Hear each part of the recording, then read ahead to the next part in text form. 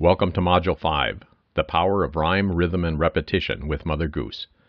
This training component shows you why Mother Goose rhymes are a powerful tool for initiating expressive language and how to blend your rhymes with storybook units. Every Level 1 unit contains a Music and Rhymes tab. A Mother Goose rhyme is the first featured rhyme in this section. Each unit contains a different Mother Goose rhyme. Why are Mother Goose rhymes such an important part of this curriculum? The words rhyme and are often silly or nonsense. There is a rhyming word in each phrase. The rhymes are usually short, requiring less attention span. Rhymes can be sung as well as spoken. Mother Goose rhymes allow children to play with the sound of language. Many nonverbal children's first attempt at verbalizations are words or sounds that are repeated in Mother Goose rhymes. How can you incorporate Mother Goose with the literacy curriculum? The Mother Goose rhyme is repeated every day for the month, just like the story. We will use the unit based on the Very Hungry Caterpillar as an example. The Mother Goose rhyme chosen for this unit is Little Miss Muffet. Each Mother Goose rhyme is broken down into words or simple phrases with visual cues or pictures to represent the word or phrase. The technique is called a rebus. Each Mother Goose rhyme in every unit includes a set of Rebus cards. Here is a sample of a Rebus card for Little Miss Muffet. Little Miss Muffet sat on a tuffet, eating her curds and whey. Along came a spider, and sat down beside her, and frightened Miss Muffet away. How can I use the Rebus sequencing cards? Here are some ideas to help you recite the Mother Goose rhymes using the sequencing cards and props that will make it effective to repeat the rhyme for the entire month. Idea number 1. Use your storyboard to use Rebus cards and sequence the rhyme. Point to each appropriate picture as you say the phrase. Children will remember words and phrases easier when you provide visual cues. Some children will be labeling objects or characters. Some children will be learning to sequence. And other children may be learning the beginning reading skills of left to right progression. See Appendix A for simple instructions on how to construct your own storyboard. Idea number 2. Each child is given a Rebus card and places the card on the board in the correct sequence as the rhyme is recited. Idea number 3. Rebus cards are randomly placed on the floor and a child is asked to select the next appropriate picture in the rhyme sequence. Idea number 4.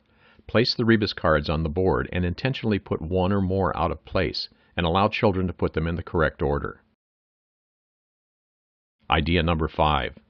Create a center where children can independently use Rebus sequencing cards from familiar Mother Goose rhymes. Remember to provide Rebus cards from previous units. Children love to repeat the familiar rhymes. Idea number 6. Use your Rebus cards to make individual Mother Goose rhyme books that can be used in the classroom or taken home. Each unit also includes a full-page rebus using the exact picture from the Rebus cards. This full-page rebus was designed to be sent home to parents and caregivers after the child is familiar with the pictures and phrases. The advantages of sending this home are that it reinforces the same language used in the classroom. It encourages parents to repeat Mother Goose rhymes with their children. It assures that parents are repeating the same version of the rhyme used in the classroom, and it introduces left to right progression necessary for beginning reading skills. Along with the Rebus cards, each unit will give you the graphics and text to create a poster on a 12 by 18 piece of construction paper. The poster is displayed along with the Rebus cards so that children can become familiar with Miss Muffet as the visual cue for that rhyme. On the storyboard, use your poster along with the Rebus cards so that children are familiar with Miss Muffet as the visual cue, helping them to remember the title in this rhyme. The daily repetition of the story and the Mother Goose rhyme is an essential element to the successful strategies of Read It Once Again. We strongly suggest repeating the same Mother Goose rhyme for an entire month. Here are some suggestions in addition to the Rebus cards that will help you keep your children engaged. Create a prop box for each Mother Goose rhyme. These props can be used during Mother Goose group time, in a dramatic play center, and in a special Mother Goose center. Add music to your rhymes. Give the children the option of singing the rhyme. Use the Rebus cards to help them remember the words and phrases. Each unit provides a written copy of the music with chords. You do not have to provide recorded music to sing the rhyme. In fact, children prefer that you use your own voice. It allows you to sing the words at a slower pace. You can use fun techniques to initiate participation by singing a phrase and then stopping before singing the last rhyming word to encourage them to complete the phrase with the appropriate word. You may supplement your singing experiences with recorded music from CDs or music downloaded from the Internet. Some Mother Goose rhymes use different words. When selecting recorded music, find versions that use the same words that match your Rebus cards. As the children become more comfortable with their receptive and expressive language skills, it is acceptable and even fun to sing different versions of the rhymes. But in the beginning stages of language development, it is important to consistently use the same words and phrases.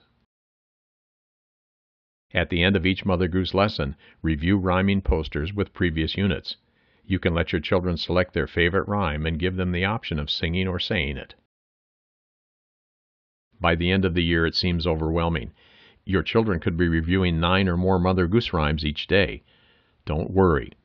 You are only using the poster, no props or Rebus cards.